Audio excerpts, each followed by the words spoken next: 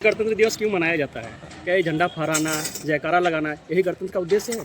गणतंत्र का एक पार्ट हो सकता है, लेकिन गणतंत्र दिवस क्यों मनाया जाता है? 26 जनवरी 1950 को संविधान जिस दिन लागू हुआ उस दिन जो है गणतंत्र दिवस इसको मनाया जाता है। 26 जनवरी से एक डेट आता है 26 नवंबर 1949, जिस दिन संविधान सभा ने संविधान को एक्सेप्ट किया, अंगीकृत किया, अधिनियमित किया, आत्मार्पित किया, उस दिन हम संविधान दिवस मनाते हैं।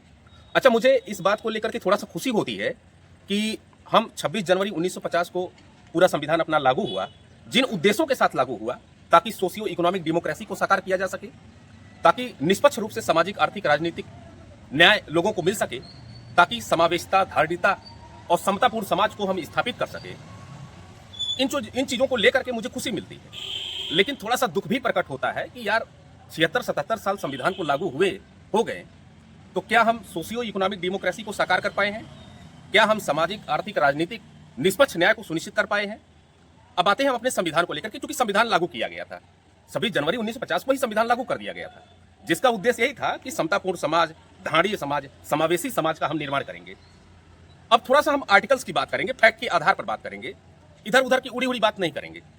हमारी जो 9वीं अनुसूची है वो भू सुधार और जमींदारी उन्मूलन की बात करती है ना जी। और तो प्रारंभ में तो ये भी था कि 9वीं अनुसूची में नौवीं अनुसूची, अच्छा भू सुधार एक ऐसा विषय है कि इस पर केंद्र भी कानून बनाए, राज्य भी कानून बनाए, है ना। अब यहां पर एक चीज है कि यहां पर जो भी कानून डाला जाएगा भू सुधार और जमींदारी उन्मूलन संबंधित, उसको न्यायालय द्वारा चुनौती नहीं दी जा सकती थी। हालांकि केशवानंद भारतीवाद बनाम भारत संघ के मामले के बाद जो है इसको न्यायिक समीक्षा के दायरे में लाया गया। मेरा यही कहना है कि भू सुधार और जमींदारी उन्मूलन जो 9वीं अनुसूची में का विषय है, कितना भू सुधार हुआ संविधान के अकॉर्डिंग, संविधान ने तो प्रावधान किए हैं। अब अगर हम डाटा देखें, कृषि जो गणना है 2015-16 और एक आईडीआर की रिपोर्ट आती है, उसके अनुसार बताता है कि भाई जो हमारे यहाँ सीमांत और लघु किसान है, जोत का आकार उनका 2 हेक्टेयर से कम होता है, वो 86% है, ठीक है ना जी। और उनको कुल कृषि जोत का केवल 47% मिलता है, 47%। तो ये जो 14% घाघ टाइप लोग बैठे हैं, है ना, 53% जो है जमीनें लेकर के, ये लोग कौन है? समझिए, ये सवाल पूछा जाएगा ना। संविधान अपना अगर जो है हमको प्रावधान करता है हमारे नागरिकों के लिए, तो ये सवाल कौन पूछेगा? देश के नागरिक पूछेंगे ना कि सोशियो इकोनॉमिक डेवलपमेंट होना चाहिए था, क्यों नहीं हुआ? और सुनिए, संविधान में अगर आप जो है डीपीएसपी पढ़ेंगे तो डायरेक्टिव प्रिंसिपल स्टेट पॉलिसी में एक अनुच्छेद है, अनुच्छेद 39 बी और सी। उसमें राज्य से यह कहा गया है कि भौतिक संसाधनों का संकेंद्रण नहीं होना चाहिए, उसका संवितरण होना चाहिए, ठीक है ना जी।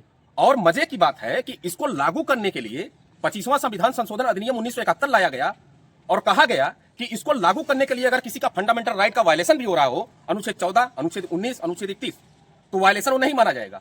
इसको क्यों नहीं लागू किया गया? मैं आपसे बता रहा हूं कि इसलिए लागू नहीं किया गया, पूरे फैक्ट के साथ मैं बता रहा हूं कि ये लागू नहीं किया गया है। अगर आप ऑक्सफैम की रिपोर्ट देखेंगे, वर्ल्ड इनइक्वालिटी रिपोर्ट देखेंगे, तो वहां पर आपको जो है शीर्ष के 1% जो घात टाइप लोग बैठे हैं अपने पदों पर, जिनको सार्वजनिक जिम्मेदारियां दी गई हैं, आप उनमें देखेंगे कि शीर्ष 1% लोगों के पास देश की जीडीपी का 40% हिस्सा है। आप ऑक्सफैम रिपोर्ट ले जाकर देखिए, वर्ल्ड इनइक्वालिटी रिपोर्ट देखिए।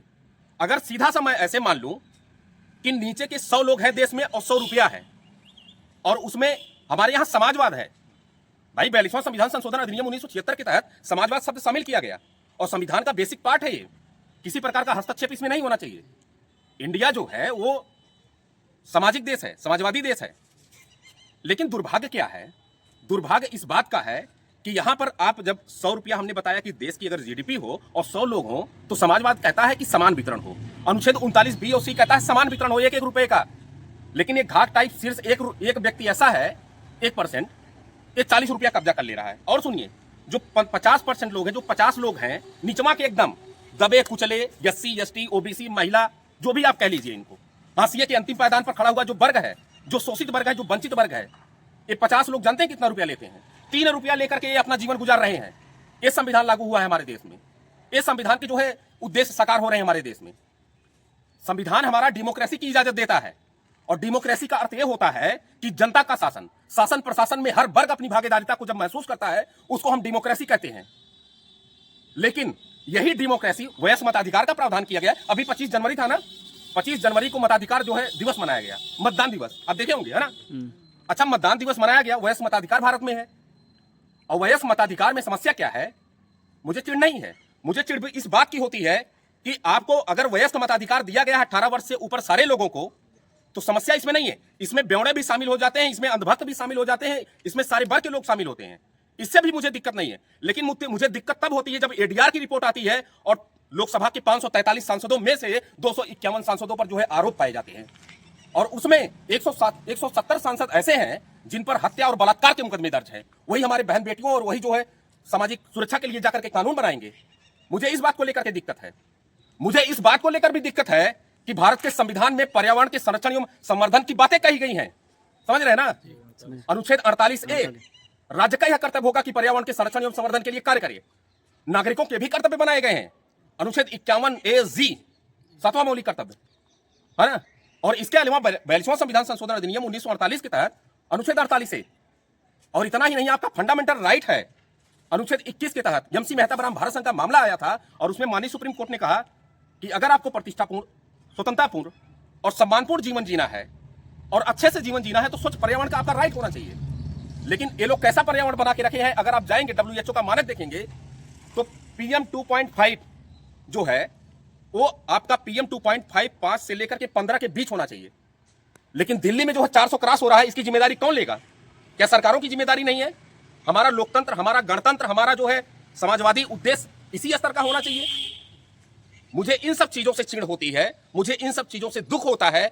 मुझे खुशी इस बात की होती है कि मेरा संविधान है, संविधान की लोग बात करते हैं, लेकिन दुख इस बात का होता है कि उसको व्यवहारिक ढंग से इंप्लीमेंट नहीं किया जाता। आप लोग पढ़े लिखे वर्ग के लोग हैं, आप लोग अगर आवाज नहीं उठाएंगे तो ये जान लीजिए कि ये जो आय असमानता दिख रही है ना, ये 40, एक लोगों के पास 40 ही नहीं, ये जो है जाकर के 60 पे टिकेगी आने वाले समय में।